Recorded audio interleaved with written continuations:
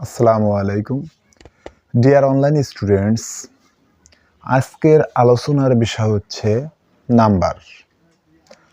আশা করি কম বেশি তোমরা জানো নাম্বার মানে কি বা টুকিটাকি আলোচনা হয়তো শুনেছো, কিন্তু আজকে পুরো বিষয়টা নাম্বারের পুরো বিষয়টা আরেকটু সুন্দরভাবে আলোচনা করার জন্য ভিডিওটা করা। তো আশা করি তোমরা শুরু থেকে শেষ পর্যন্ত দেখবা। তো কথা না বাড়িয়ে আমি আলোচনা শুরু করছি। প্রথমে এর অর্থটা বলে নিই। নাম্বার অর্থ বচন। বচন যদি অন্য বাংলায় বলি, অর্থাৎ বচন ভালো বাংলা, এর আমরা যেটা আঞ্চলিক ভাষায় বুঝি বা চলিত ভাষায় বুঝি সেটা হচ্ছে সংখ্যা। অর্থাৎ নাম্বার মানে সংখ্যা। এখন কথা হচ্ছে এ কাকে বলে, নাম্বারটার সংজ্ঞা কি সেটাই আমায় জানা দরকার। যা দ্বারা ব্যক্তি, প্রাণী বা বস্তুর সংখ্যা জানা যায় তাকে নাম্বার বলে। এখন ব্যক্তি, প্রাণী আর বস্তু এই তিনটে জিনিসের সংখ্যা যে জিনিসের মাধ্যমে জানা যায় সেটা হলো নাম্বার। তো এই নাম্বারকে সংখ্যা আমরা জানবো, ঠিক আছে, এটা কোনো সমস্যা নেই। নাম্বার মানে সংখ্যা বা বচন যাই হোক। এখন কথা হচ্ছে কি, এই যে এর যে প্রকারভেদ করা হয়েছে দুই প্রকার। নাম্বারকে দুই ভাগে ভাগ করা যায়। একটা হচ্ছে সিঙ্গুলার নাম্বার আর একটা হচ্ছে প্লুরাল নাম্বার। এখন কথা হচ্ছে এই যে দুই ভাগে ভাগ করা হলো কেন, এবং এই দুই ভাগ কিভাবে আমরা বুঝবো বা কিভাবে আমরা যে কোনো ব্যক্তি, প্রাণী বা বস্তুর নাম দেখে বা লেখা দেখে আমরা কিভাবে বুঝবো যে এটা কোন প্রকারে পড়ে। এখানে আমরা বলেছি সিঙ্গুলার নাম্বার, এর অর্থ হচ্ছে এক বচন।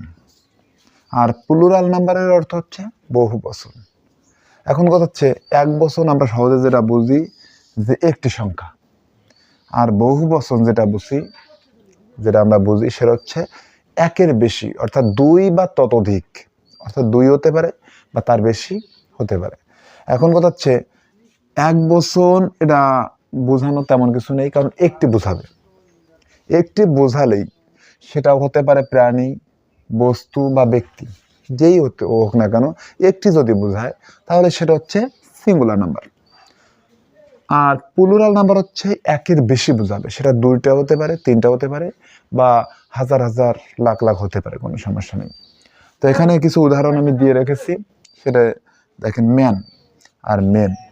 ম্যান মানে কি? মানুষ। ম্যান মানে মানুষ, অর্থাৎ একটি মাত্র ব্যক্তিকে বোঝায়। আর মেন এটাও মানুষ, কিন্তু এটা হচ্ছে একের বেশি বোঝায়। ডে, ডে মানে দিন, একটি একটি দিনকে বোঝায়।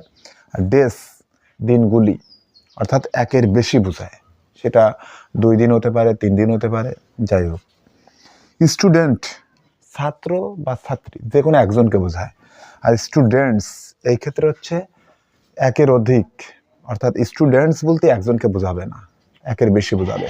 তো শর্টকাটে আমি যদি বলি, নাম্বার যে দুই প্রকার, অর্থাৎ নাম্বার চিনবো আমরা যে সিঙ্গুলার নাম্বার না প্লুরাল নাম্বার, এটা আমরা কিভাবে চিনবো?